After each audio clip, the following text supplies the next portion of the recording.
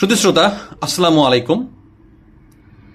প্রধানমন্ত্রী জনাব তারেক রহমান বলেছেন, আমরা ইতিহাস নিয়ে অনেক বিতর্ক করতে পারি, অনেক আলোচনা করতে পারি, কিন্তু এই আলোচনার ফল কখনোই হামের শিকার বাচ্চার মায়ের মন শান্ত করতে পারবে না।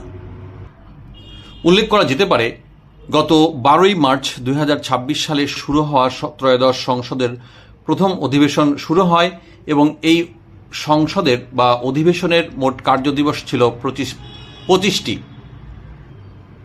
প্রধানমন্ত্রী এবং সংসদ নেতা রাষ্ট্রপতির ভাষণের উপর আনা ধন্যবাদ প্রস্তাবের উপর বক্তব্য ও অধিবেশনের সমাপনী ভাষণ একই সাথে তিনি প্রদান করেন জাতীয় সংসদে।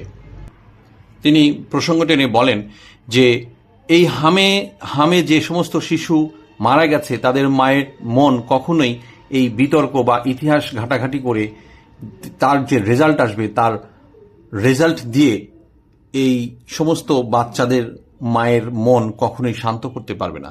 তিনি আরো বলেন, বেকারদের কর্মসংস্থান করে দিতে পারবে না। তিনি আরো বলেন, হামে আক্রান্ত শিশুর জন্য ওষুধের ব্যবস্থা করতে হবে, বেকার যুবকের কর্মসংস্থানের ব্যবস্থা করতে হবে। সংসদ নেতা এবং প্রধানমন্ত্রী জনাব তারেক রহমান আরো বলেন, আসুন আগামী অধিবেশনে আলোচনা করব কত দ্রুত দেশের বিদ্যুতের সমস্যার সমাধান করতে পারি, আলোচনা করতে চাই কত দ্রুত বেশি সংখ্যক মানুষের কর্মসংস্থান করতে পারি, কত দ্রুত শিক্ষা ও চিকিৎসা পৌঁছে দিতে পারি।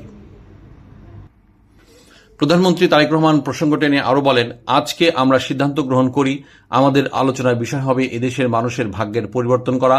আলোচনার বিষয়বস্তু হবে আমরা অন্য দেশের উদাহরণ দেব না, বরং আমরা আমাদের দেশকে এগিয়ে নিয়ে যাব। তিনি উল্লেখ করে বলেন, গণতন্ত্র যখনই বাধাগ্রস্ত হয়েছে তখনই দেশের অর্থনীতি, উন্নয়ন, কর্মসংস্থান, শিক্ষা, স্বাস্থ্য খাতের উন্নয়ন বাধাগ্রস্ত হয়েছে বলে প্রধানমন্ত্রী বলেন, মানুষ যতটা রাজনৈতিক বিতর্ক দেখতে চায় তার চেয়ে বেশি দেখতে চায় নিজের সমস্যার সমাধান। জনাব তারেক রহমান বলেন, ইতিমধ্যেই বর্তমান সরকার কৃষক কার্ড, ফ্যামিলি কার্ড, খালকরণ কর্মসূচি, শিক্ষা ও স্বাস্থ্য খাতের সরকারের পরিকল্পনার কথা ইতিমধ্যে জাতির সামনে তুলে ধরেছে। তিনি বলেন, এর আগে বিএনপি দ্বাদশ শ্রেণী পর্যন্ত নারীদের শিক্ষা বিনামূল্য করার ব্যবস্থা করেছিল, এবার স্নাতক পর্যন্ত বিনামূল্যে নারীদের জন্য শিক্ষার ব্যবস্থা করেছে বর্তমান সরকার। শুধু তাই নয়, নারীদের মধ্যে যারা ভালো ফলাফল করবে তাদের জন্য উপবৃত্তিও দেওয়া হবে। নারীদের অর্থনৈতিকভাবে স্বাবলম্বী করতে ফ্যামিলি কার্ড দেওয়া হচ্ছে। এটা বিনিয়োগ হিসাবে দেখতে হবে, এর রিটার্ন আসবে। এই উদ্যোগ গ্রামীণ অর্থনীতিকে আরো শক্তিশালী এবং বেগবান করবে।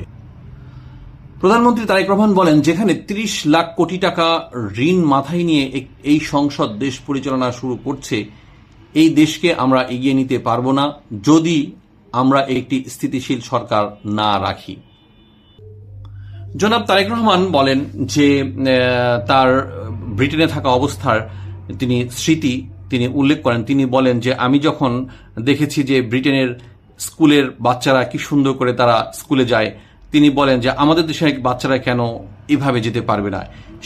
সেই অভিজ্ঞতার আলোকেই বা সেই চিন্তার আলোকেই তিনি বা সেই বিবেচনায় মাথায় রেখে তিনি প্রাথমিক বিদ্যালয়ের শিক্ষার্থীদের পর্যায়ক্রমে স্কুল ব্যাগ, ড্রেস ও জুতা সরবরাহ করার সিদ্ধান্ত নিয়েছে।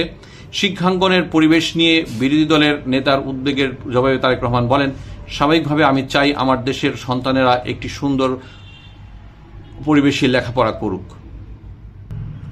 প্রধানমন্ত্রী তারেক রহমান আরো বলেন, দেশের মানুষের আকাঙ্ক্ষা ছিল মানুষ মুক্তভাবে কথা বলতে পারবে, নিজেদের মতামত প্রকাশ করতে পারবে, তাদের প্রত্যাশা ছিল যোগ্যতা অনুযায়ী কর্মসংস্থান হবে।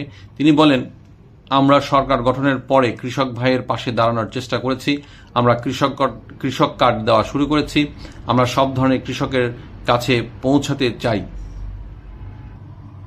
এবার জানাবো প্রথম অধিবেশনের কতগুলো পরিসংখ্যানের কথা, কতগুলো বিল পাশ হলো। অন্তর্বর্তী সরকারের আমলে জারি করা 133টি অধ্যাদেশের মধ্যে 110টি অধ্যাদেশ প্রথম অধিবেশনে অনুমোদন করা হয়, 7টি অধ্যাদেশ বাতিল, আর 16টি অধ্যাদেশ নির্ধারিত সময়ে অনুমোদন বা অনুমোদন কিছুই করা হয়নি। অর্থাৎ 7টি অধ্যাদেশ বাতিল করে আর 16টি অধ্যাদেশ নির্ধারিত সময়ে অনুমোদন বা অনুমোদন কিছুই করা হয়নি। ফলে এগুলো কার্যকারিতা হারায়। অধ্যাদেশ অনুমোদন ও রহিতকরণ সংক্রান্ত মোট 91টি বিল সংসদে পাশ হয়। এছাড়া এই অধিবেশনে আরও 3টি বিল পাশ হয়। শুধু শ্রোতা, এই ধরনের কারেন্ট নিউজ বা চলতি নিউজ, সর্বশেষ নিউজ পেতে আমাদের চ্যানেলটি এখনই সাবস্ক্রাইব করুন। ধন্যবাদ।